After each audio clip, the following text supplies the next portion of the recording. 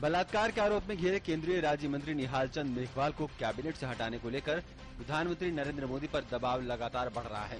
बुधवार को मेघवाल के इस्तीफे की मांग को लेकर कांग्रेस की महिला मोर्चा ने दिल्ली में प्रदर्शन भी किया। महिला कांग्रेस के अध्यक्ष शोभा ओझा की अगुवाई में प्रदर्शनकारी दोपहर करीब 12 बजे अशोक रोड स्थित बीजेपी मुख्यालय पहुंचे और नारेबाजी की। प्रदर्शनकारी अपने हाथों में तख्तियां लिए थे जिन पर मेघवाल के इस्तीफे की मांग की गई थी। प्रदर्शनकारियों ने पुलिस का घेरा तोड़ने का प्रयास किया और मेघवाल का पुतला जलाया।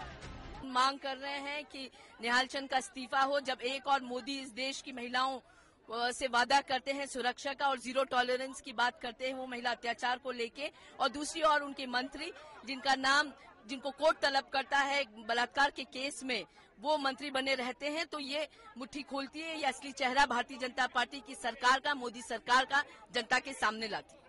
निहाल चंद के मोदी कैबिनेट में शामिल होने के बाद पिछले दिनों ये मामला उस समय सुर्खियों में आया जब राजस्थान की एक अदालत ने कथित बलात्कार के मामले में निहाल चंद तथा 16 अन्य लोगों के खिलाफ नोटिस जारी कर उनसे अदालत के सामने पेश होने को कहा। ये पूरा मामला 2011 का है, जब 24 साल की एक विवाहिता महिला ने जयपुर में एक एफआईआर दर्ज कराई थी। इस एफआईआर में निहाल चंद के साथ 16 और लोगों के नाम थे। पीड़िता का आरोप था कि आरोपियों ने उसके साथ यौन उत्पीड़न किया था। हालांकि वैशाली नगर पुलिस थाने ने जांच के बाद सबूतों को संदिग्ध बताते हुए क्लोजर रिपोर्ट लगा दी थी। पीड़िता ने इसके खिलाफ पुनरीक्षण याचिका दाखिल की थी, जिस पर कोर्ट ने निहाल चंद को नोटिस भेजा।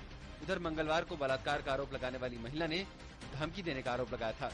पीड़िता का कहना था कि उसे नौकरी और पैसे का झांसा देकर केस वापस लेने का दबाव बनाया जा रहा है। महिला आयोग ने भी निहाल चंद को कैबिनेट से हटाने की मांग की है। तमाम राजनीतिक दलों और सामाजिक संगठनों ने भी इस मामले में कड़ी कार्रवाई की मांग की है। This is a serious allegation and it should be taken seriously. Nobody should be above the law, whether he's an average citizen or a minister or anyone. One of the things that the Prime Minister has committed is very quick disposal of such criminal allegations against politicians. It should be expedited very quickly. और अब ऐसे आरोप आने के बाद उनको तुरंत निकाला जाना चाहिए और उनके खिलाफ कानूनी कार्रवाई शुरू होनी चाहिए, मतलब उनकी गिरफ्तारी होनी चाहिए और मुकदमा कायम होना चाहिए।